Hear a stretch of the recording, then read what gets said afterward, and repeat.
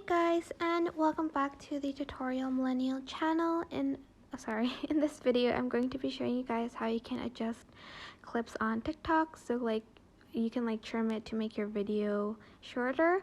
You can use it. Wait, first we're going to hit the record button.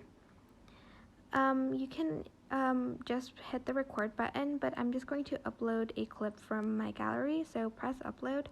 And I'm just going to select a video, so I'm just going to press on a video. So press on the circle thing to click a video. Press next. And then you can just press adjust clips over here.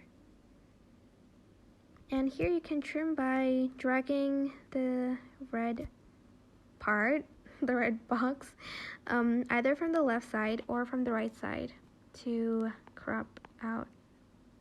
For instance, you want only this part of the video to show, you can just do that. Press save, and then press next. And then that is basically it.